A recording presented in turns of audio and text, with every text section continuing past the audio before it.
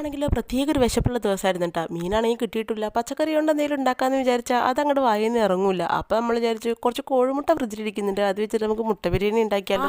പേര് കേൾക്കുമ്പോഴൊരു ഗുമ്മുണ്ട്, കഴിക്കാനൊരു ഗുമ്മുണ്ട്. അപ്പോൾ പിന്നെ ഒന്നും നോക്കില്ല, ഒരു തരം രണ്ട് തരം മൂന്ന് തരം മുട്ട ബിരിയാണി അങ്ങോട്ട് ഉറപ്പിച്ചു. അതിന് വേണ്ടിയിട്ട് 2 കപ്പ് അരി എടുക്കുന്നുള്ളൂ. കാരണം വേസ്റ്റ് ആവുകയാണെങ്കിൽ 2 കപ്പല്ലേ പോവുള്ളൂ. വെറുതെ അമ്മേൻ്റെ വയലിരിക്കുന്നത് കേൾക്കണ്ട. ബിരിയാണി എന്ന് പറയുമ്പോൾ മുട്ട മസ്റ്റാണല്ലോ. അപ്പോൾ പിന്നെ നമ്മുടെ മുട്ടയും കൂടെ കഴുകിയിട്ട് അടുപ്പത്തോടാണ്ട് വെച്ചിട്ടുണ്ട്. പിന്നെ മസാലയ്ക്ക് വേണ്ടിയുള്ള സാധാരണ ഉള്ളിയും തക്കാളി ഐറ്റംസുകളൊക്കെ കുനുകുനാന്ന് അവിടെ അരിഞ്ഞ് മാറ്റി വെക്കുന്നുണ്ട്.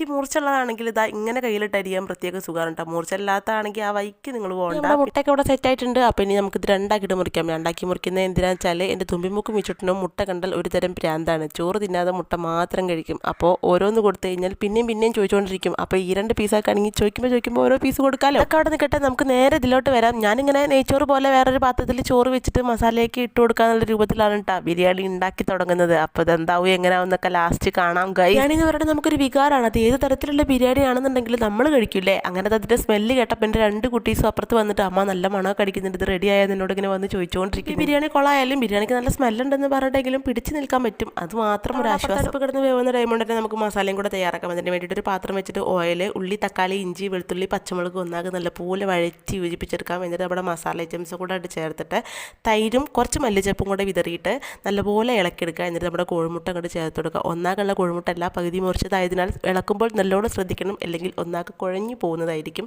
എന്നിട്ട് നമ്മുടെ ചോറും കൂടെ ഇട്ടെടുത്ത് മല്ലിച്ചപ്പും വിതറിയിട്ട് കുക്കർ അടച്ച് വെച്ച് ഒരു 5 മിനിറ്റ് ലോ ഫ്ലെയിമിൽ നമ്മളിത് ഒന്ന് വേവിച്ചെടുക്കുക. എന്നിട്ട് നല്ലോണം ഇളക്കുമ്പോൾ നല്ല മണമൊക്കെ വരുന്നുണ്ട്. ഇനി കുണം നമുക്കറിയാം. കുണം എന്താണെന്ന് വെച്ചാൽ കുറച്ച് ഉപ്പ് കുറവായിരുന്നു. ഇനിയിപ്പോൾ ഒന്നും ചെയ്യാൻ മാർഗ്ഗമില്ലാത്തതിനാൽ എൻ്റെ കുട്ടീസിന് കൊടുത്തിട്ടുണ്ട്. ഒന്നും അറിയാത്ത പാവങ്ങളായതിനാൽ എല്ലാം കഴിച്ച് ശുഭമടിയുന്നു.